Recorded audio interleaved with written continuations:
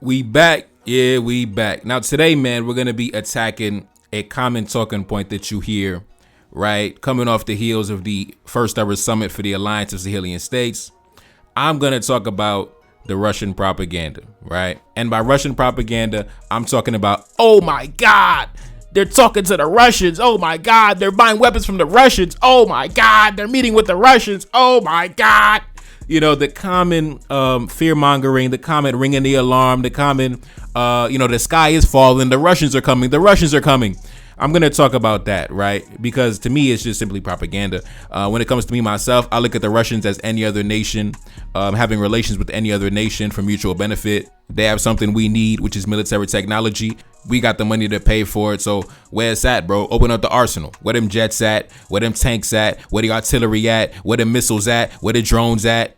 Let's get it, because apparently those other guys, they don't want to sell it to us, right? I dropped a video sometime last week where the Minister of Foreign Affairs from Mali had said that when it comes to Western nations, they simply don't want to sell any weapons to African nations. They don't want to sell you the latest military technology. They'll sell it to Ukraine. They'll send it to Israel. But when it comes to African nations, nah, they're simply not going to sell it to you for whatever reason, right? They don't want your money. So that's fine. I'm going to keep my money and I'm going to go where they want to accept my money at. And as soon as you do that, that's when the Western media propaganda goes into full swing. Oh my God, the Russians are taking over Africa. The Russians are coming. The Russians are coming. Oh my God, they're talking to Russia. They're talking to Russia. So, I'm going to attack that talking point. I'm going to attack the common talking point of how the nations in the Sahel are interfacing with Russia and what that really means. And I'm going to debunk that talking point, or why it really is propaganda. And how come when it comes to other nations they do business with, how come you don't ring the alarm in the same fashion? But anyways, let's get into it, man. Let's jump into the articles. Let's look at some of the reactions from the first ever summit for the Alliance of Sahelian States, and then I'm going to jump into the topic of today's video. During a summit in the Nigerian capital of Niamey on Saturday, the three leaders signed a confederation treaty that aims to strengthen the Mutual Defense Pact announced last year. The summit also came a day before the United States is set to complete its withdrawal from a key base in Niger, underscoring how the new military leaders have redrawn security relations that had defined the region in recent years. But following the recent coups, the country's ties to Western governments have frayed. French troops completed their withdrawal from Mali in 2022, and they left Niger and Burkina Faso last year. Meanwhile, U.S. Air Force Major General Kenneth Ekman said earlier this week that about 1,000 military personnel would complete their withdrawal from Niger's Air Base 101 by Sunday. The United States is also in the process of leaving a separate $100 million drone base near Agadez in central Niger, which officials have described as essential to gathering intelligence about armed groups in the region. While pushing out former Western allies, the military leaders in Burkina Faso, Niger, and Mali have increasingly pursued security and economic ties with Russia. Now, that is what I'm going to talk about, right? Every article you read, they're always going to shoehorn Russia into the conversation, right? The president of Mali could be announcing a new hospital. The Western media is going to be talking about, are Russian doctors running the ER? The guy that, Ibrahim Traore could open up a new park for the children to play in. They're going to be talking about, is Russia funding the playground equipment? Like, bro, the fear mongering is ridiculous, bro. You could open up a new bakery. They're going to be talking about, are Russian bakers behind the counter? After a certain point, man, it gets ridiculous, bro. I remember one time this dude came into my comment section like last week, right? With the same fear-mongering narratives and propaganda. And I didn't say anything. I just said, okay, bro. I mean, could you provide some links that can verify the claims you're making in my comment section? This dude sent me a link to, what is that magazine called? The Africa Defense Forum. It's a magazine published by the United States Department of Defense. And I was like, bruh, I just blocked it for the channel. But anyways, take a look up on the screen. The United States military seeks new alliances in West Africa after Niger ousting. I believe this is coming from Fox News. The United States has initiated talks with countries like Benin, Ivory Coast, and Ghana to potentially reposition their military assets. Now, when it comes to Benin, Ivory Coast, we already know those are neo-colonial hotspots. When it comes to Ghana, it's like a toss-up. I don't really know about the president of Ghana. I can't really tell you, where he stands on anything. He's very neutral, very lukewarm, very, play both sides of the fence. I don't know. But anyway, let's continue. The top U.S. general is visiting Africa to discuss preserving United States presence in West Africa after Niger's decision to expel the U.S. military in favor of Russia. There they go, man. There they go. Oh, man. Russia. It's funny, right? It's funny. These Western nations always say, Stop blaming colonialism for everything. Stop blaming imperialism for everything. Stop blaming the West for everything. But these Western nations, all they do night and day, cry and complain. The Russians, the Russians, the Russians. It's the Russians' fault. The Russians' fault. We got kicked out of Africa because the Russians. We losing influence in Africa because the Russians. The Russians. It's raining today because of the Russians. The Russians. My car didn't start today because of the Russians. The Africans don't like me because of the Russians. I'm late for work because of the Russians. I lost my car keys because of the Russians. But anyways, man, I'm going to talk about the other relationships, the other partnerships that these three nations have with other nations that for whatever reason never get spoken about in the Western media. Everybody wants to hyper focus on Russia, Russia, Russia, Russia. So I'm going to talk about the other nations and the other partners they have that they've been able to maintain since they've came into power, right? I'm going to start with the African nations first, because obviously our brothers come first. You know what I'm saying? Our brothers come first. And then we're going to talk about the foreigners afterwards. We're going to talk about the outsiders afterwards. But we're going to talk about our partnerships with our brothers first before anything, because that's the most important. Now, first things first, the one ally we got in the region is Togo, right? The president of Togo, even though I might have criticized him in the past because he comes from a family that's been in power for many, many decades, I believe going all the way back to, the 1960s. His father was in power. Then his father passed the torch down to him. But the president of Togo, I've seen recently, I guess the energy of black manhood has begun to, impressed upon him, and he wants to embrace the energy. So I'm gonna keep my eye on the president of Togo, but I'll say that he's definitely an ally in the region, especially because these three nations are landlocked. They don't have access to the sea, not direct access, but the president of Togo has been one of a few presidents who have allowed, the alliance of Sahelian states, Mali, Burkina Faso, and Niger, to have access to their ports for import exports to get the supplies they need. So we're gonna put some respect on his name for that. You know what I mean? He's definitely been holding it down. Now, something I've been noticing, right? Some of the presidents who would traditionally be allied with the Western powers, especially those that we would call the Elysee boys. I've been seeing some of the Elysee boys, they've been trying to, they was in the house. Now they're trying to come out to the field, with the rest of us. They was in the house enjoying the luxuries of the house. You know what I mean? House Negroes. But I'm seeing that some of the Elysee boys, they want to come out, into the field with the brothers. So, the president of Togo, I see that, he's embracing the energy of rebellion, the spirit of rebellion. So I'm going to keep my eye on the president of Togo. Let's see where he takes it. We're going to keep an eye on him, but I'll definitely say he's definitely been an ally in the region in terms of being able to have access to the sea. So shout out to him. Now, the next ally I would say that the brothers have in the region is Guinea, right? The president of Guinea, for multiple reasons. Now, the president of Guinea, he's very neutral, right? He's very neutral. He also came to power in a coup d'etat, but he hasn't taken any radical positions on anything, right? He hasn't taken a radical position against the West or France, or hasn't really chosen a side on anything. He's shown his support to the brothers when Niger took power. He stood in solidarity with Niger against any foreign intervention. He says, whatever, if you invade Niger, we're going to send supplies and reinforcements to Niger. We're going to help out our brothers in Niger. But he hasn't taken any radical position against France. Like I said, he's very neutral. He's like the Switzerland of West Africa, like the Swiss. They're just neutral. But as we know, the historical connections between Mali and Guinea, that's always going to be there, going back hundreds of years to the days of the ancient kingdoms. So they have that connection. But even though he's very neutral, just like the president of Togo, he also allows us to have access to the ports. I believe the port of Conakry, we have access to that for import export. Just like the port down in Togo, the port of Lomé down in Togo, we also have access to that for import and export also. But when it comes to the president of Guinea, we got to keep him at an arm's length, because take a look up on the screen. I don't even got to say nothing.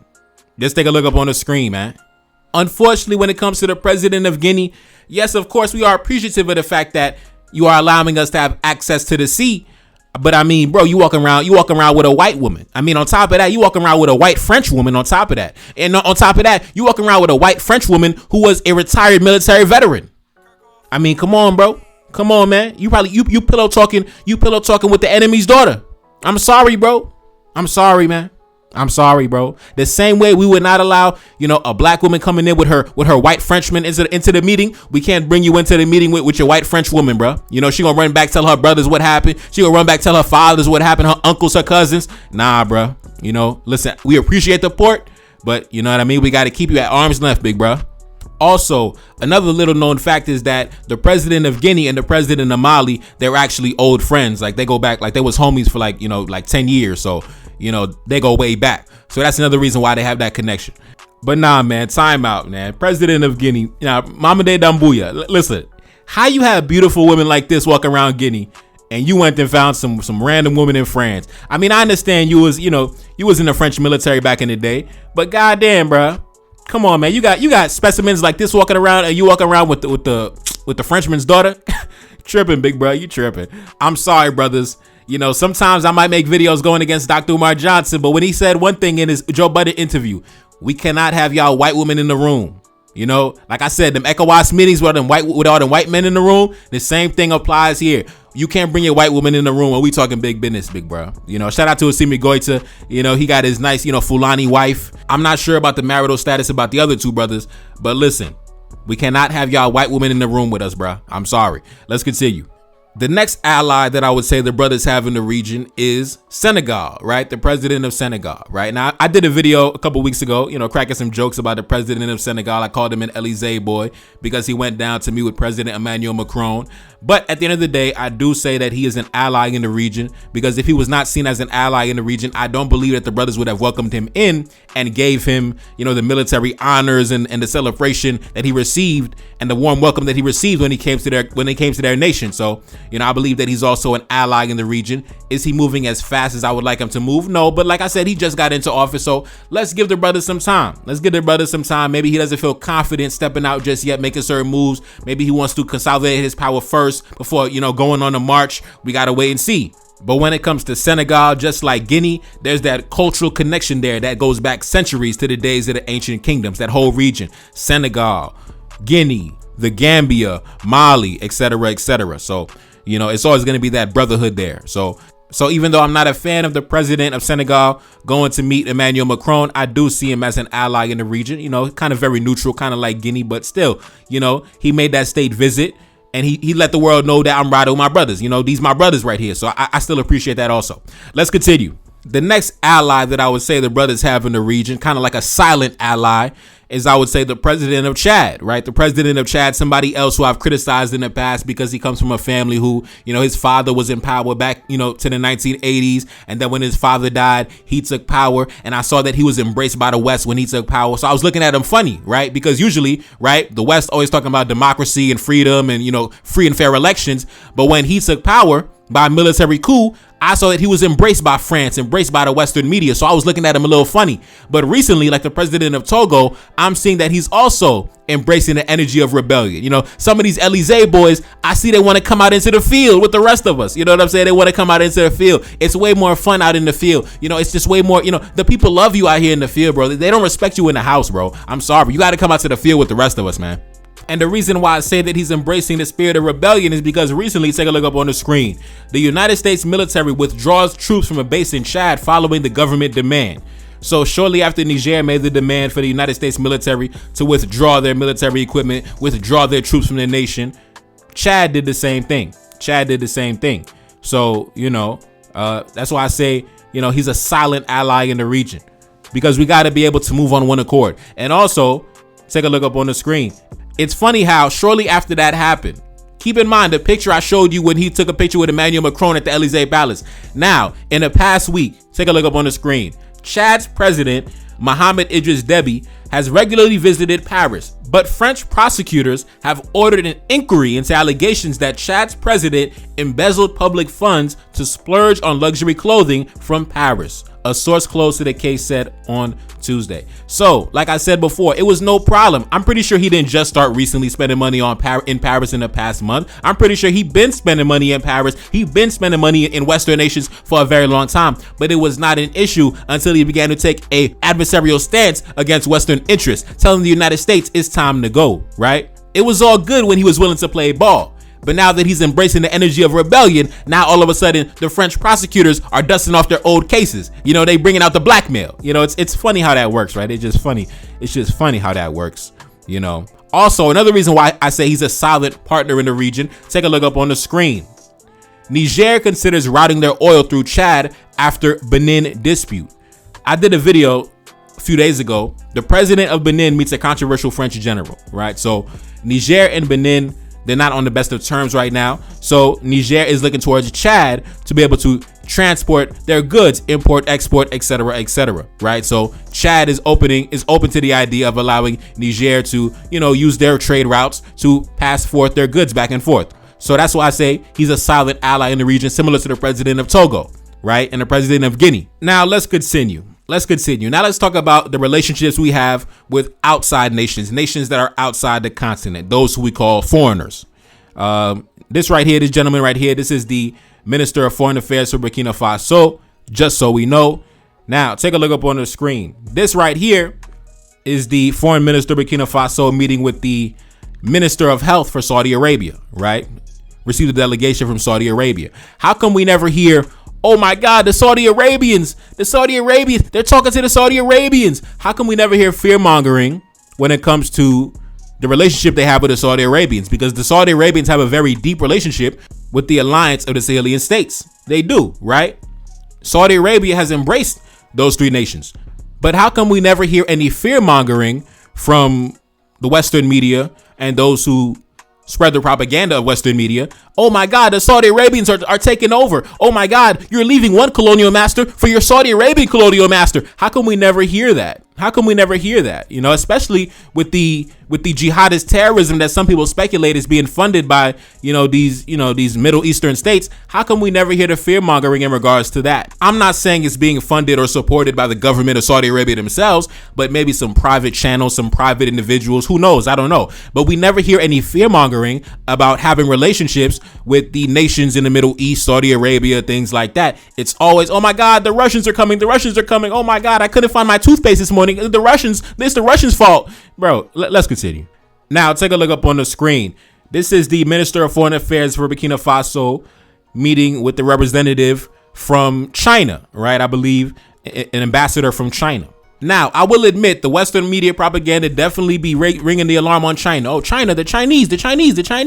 But they don't go as hard as they do for the Russians, man. I mean, they do not go as hard, bro. They do not go as hard, man. Like, goddamn, they gonna shoehorn the Russians into every topic of conversation, man. Let's continue. Take a look up on the screen. This is the president of Mali meeting with a delegation from Saudi Arabia. Like I said, you never hear the Western media and those who subscribe to the Western media and take it as the gospel ever bring up Saudi Arabia. Oh my God, your new master, the Saudi Arabians, your new masters. It's always the Russians. And to be honest, I do not look at the Russians as powerful as y'all look at the Russians, man. Like, y'all look at the Russians all high up in the sky. You look at the Western Europeans so high up in the sky. I don't look at them as these formidable creatures, man. Like, I just look at them like another group of men. You know what I mean? Like, if we do business, we do business. If we go a different direction, we go a different direction. We can cut ties with you tomorrow. No permanent friends, no permanent enemies, only permanent interests. I got to stop gassing up these other groups of men. Oh my God, the Russians are so powerful. Oh my God, the Western Europeans are so powerful. Like, God damn, man, have some belief in yourself. You're a black man, for God's sake. You're a black man, for crying out loud. Jesus Christ. Let's continue. Now, take a look up on the screen. This is Ibrahim Traore meeting with the ambassador from Pakistan, right? But you never hear anybody, oh my God, you're talking to the Pakistanis, bro. Let's continue. Now, take a look up on the screen. You see the president of Mali, Assimi Goïta, receiving a delegation from Turkey, right? From Turkey. Now, you never hear any fear mongering about Turkey. Meanwhile, Turkey is selling us all type of weapons, bro. Turkey, they arming the team right now. Quiet as kept. Y'all worry about the Russians, but y'all don't even know about the Turkish. They sending us that hardware. They sending us that firepower. You know what I'm saying? So you worried about the Russians sending us guns, but the Turkish, they sending us guns to blow your ass away too. Let's continue. Take a look up on the screen. This is a delegation from the Foreign Ministry of Iran meeting with President Assimi Goïta, the president of Mali. Now, like I said, y'all worried about the Russians, but y'all don't even know, man, the Turkish and the boys from Iran, they sending us that firepower too. The quiet as kept. You ain't even know about that. You worried about the Russians. You getting distracted by the Russians, but you don't know the Iranians and the goddamn and the Turkish. Yeah, they got that firepower too, and they got them guns for sale too. Let's continue. Take a look up on the screen. Right here is the Minister of Foreign Affairs for Mali, Mr. Abdoulaye Diop, meeting with a representative from the United Arab Emirates, right? The UAE. Now, once again, There's also been allegations that some of these jihadist terrorists might have connections to private channels being funded and supported by certain characters in the UAE. I'm not saying the government themselves, maybe some private channels, perhaps. I don't know. But nobody ever brings up the UAE about, nobody fear mongers about the UAE. Oh my God, you're talking to the United Arab Emirates. Oh Lord, you never hear that, When it comes to the Russians, the sky is falling. But you're talking to the Iranians, the Turkish, everybody else in between. But nobody has a problem with that. But when you talk to the Russians, oh my God, the sky is falling. Let's continue. In this picture, once again, you have the Minister of Foreign Affairs from Mali, Mr. Abdoulaye Diop, meeting with a minister from Turkey, right? Once again, nobody fearmongers about Turkey in the same way they talk about Russia. Let's continue. Now, I should have put this in the African section. My apologies, I forgot. But this right here to the left, the foreign minister of Mali, Mr. Abdoulaye Diop, once again, killing y'all boys with the fit. As I always say, killing y'all boys with the fit, man. You know what I'm saying? Tell them boys in Europe, get their swag up, man. Y'all not touching my boy, Mr. Abdoulaye Diop. He be killing y'all boys with the fit every time, man. This is him right here with the foreign minister, the ambassador of Rwanda, right? And then right here, you see him pictured with President Paul Kagame. Now, I know President Paul Kagame is very controversial. I do not consider him to be a Pan-Africanist, but I do consider him to be someone who, like I said, I don't know where he stands, right? In 1 minute, he might be embraced by the West. The next minute, he linking up with the ministers of Mali. 1 minute he trying to invade into Congo. The next minute he's talking about throwing a Pan-African festival. I don't know where to gauge Paul Kagame. I don't know what he is. I don't know if he's a puppet of the West. I don't know if he's a revolutionary black man. I don't know if he's a Pan-Africanist. I don't know if he's a tribalist. I don't know what he is. He is an enigma. When it comes to me, Paul Kagame is an enigma. I swear to God. He's an enigma. Let's continue. Here we got the foreign minister of Mali meeting with the ambassador from Palestine. Now, I'm not going to take this time to be petty, but like I said, y'all was going crazy for Palestine. Meanwhile, we had black folks in the Sahel getting blown away by jihadist terrorists, but y'all didn't show the same enthusiasm for that. And I'm not going to be petty right now, but we are going to talk about it. Y'all was showing more sympathy and admiration for the Arabs in Palestine than your own black brothers in the Sahel and in the Sudan. And I'm not going to be petty, but I'm got to be petty. Let's continue. But anyways, man, what I'm saying is you got to watch out for the propaganda, man. You got to watch out for the propaganda that make it seem like a nation only has relationships with one singular partner, one singular nation, when in reality it's called diplomacy. You're talking, you shopping around, you discussing different things with different nations, different people, different interests. You're seeing where you converge, you're seeing where you differ, you're seeing where you agree at, and then you keep it moving from there. That's politics, man. That's politics. That's doing business. That's what it's about, right? Also, you got to keep in mind, the Western media publications are the one that dominates the conversation. They're the ones that are seen as the most credible, right? When you want to learn something, man, I got to go to CNN. I got to go to Fox News. I got to go to the British Broadcasting Company. I got to go to these major Western publications, right? They're seen as the ones who are the arbiters of truth. But you got to understand that these publications are influenced by the governments they represent. So the New York Times is never going to publish an article that goes against the foreign policy interests of the State Department of the United States. It's never going to happen. The British Broadcasting Company is never going to put out an article that is going to go against the interests of the British government. It's not going to happen. It's not going to happen.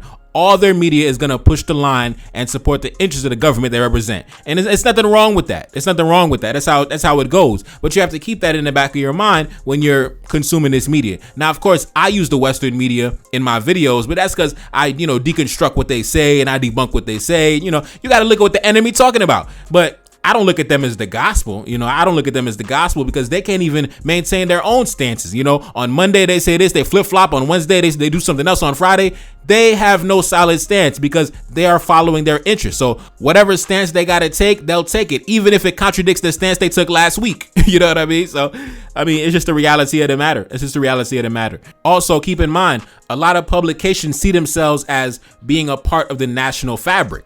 So they're always going to put out something that leans towards the interests of their nation, right? There's always going to be a patriotic slant to whatever narrative they're trying to push. So if Russia is seen as the adversary of the day, then everything is going to be geared towards that ideology, towards that narrative. Oh my God, they're talking to Russia. They're talking to Russia. Oh my God, ring the alarm. It's an emergency. But in this video, I just showed you, 10, 15 other nations they've interacted with and interfaced with. But we don't see nobody ringing the alarm on that. It's funny, man. I even got a comment in my comment section yesterday, right? This one guy came into my comment section and he said, "Oh man, you're naive, bro. You're naive. You don't know that the Russians are taking over. They're letting the Russians take over." And I just said, "Okay, bro. Could you provide me some links? Like, what are they taking over? Like, which sectors are they taking over? Do you have any information on any contracts that I didn't know about? Do you know the breakdowns of these contracts, the percentages? Could you provide some links to verify your claims?" And then he started throwing all these numbers around. "Oh man, they sold this for 80%, and they sold this for 20%, and they sold this for 90%. And I said, "All right, bro, cool. Could you provide some links to that?" And I waited for hours. And he never provided any links. And then I blocked him from the channel. You know what I mean? Because like I said, I'm open to discussion. I'm open to debate, but as long as you're open for me dissecting and, debunking your position, I would love that. Like, I would love to debunk your position, but like I said, a lot of y'all, man, y'all be getting y'all news from the New York Times. You be getting your news from Fox News. You be getting your news from the Washington Post. You be getting your news from all type of different publications, CNN, which is nothing wrong with listening to those publications. I listen to I read those publications just so I can see the narrative they're promoting, at any given moment. But I don't see them as the arbiters of truth or preaching the gospel, because as we always do on this channel, we always debunk their position. I like to go directly to the source. What did the foreign minister say? What did the government say? What is the local media on the ground saying? What are the citizens on the ground saying? That's what I like to go to. I like to compare and contrast. I read the Western media, then I go directly to my brothers in Africa and I listen to what they're saying and I compare and I contrast. And usually it never lines up. But anyways, man, it's your boy Neferkari. That's Elaine back in the Billy. Yes, indeed. Cash App in the description. Support the album, man. Support the album. Peace. No. Feel like I'm 75. Know that your team be full of them traders. You know that can never be mine. I'm grabbing a thought when I drive. I'm back in my zone and we on. She said that she ready to come be my wife. Yeah, hoping I don't do her wrong. I gave her my word and it's bond. I'm whipping the best like a lamb. I mean no chicken and lamb. Accustomed to call me the man. I never be up on the gram. I'm keeping that way undercover. She want me to tell her I love her. I told her I'm breaking the rules. I told her we making the news. Back in my city they loving me. Standing alone I'm 100 deep. Enemy plotting and still in reach. They try to make sure that we underneath. Trying to make sure that we never make it. Coming for power, come get acquainted. Coming for everything that I wanted. Feeling like Drake, but I really wrote it. Feeling like Kendrick, I'm checking names. Gotta roll up while I go insane. Got so much stress, I been gated away. Stuffing these racks in this Louis case. One thing for certain, I'm about to check. Keep it 100 and nothing less. Stick with the family since day one. Had to stay down till my day come. Had to stay down, but I'm never patient. Hop on the mic and I'm motivated. Hop on the mic and I drop a classic. Haters can't see me, they copping glasses. Back in the studio making magic. Got a new tape and it's in production. Back on my business, I got a budget. Staying low key when I'm out in public. Feel like I'm 75. Know that your team be full of them traders. You know that can never be mine. I'm grabbing a thought when I drive. I'm back in my zone and we on. She said that she ready to come be my wife. Yeah, hoping I don't do her wrong. I gave her my word and it's bond. I'm whipping the best like a lamb. I mean no chicken and lamb. Accustomed to call me the man. I never be up on the gram. I'm keeping that way undercover. She want me to tell her I love her. I told her I'm breaking the rules. I told her we making the news.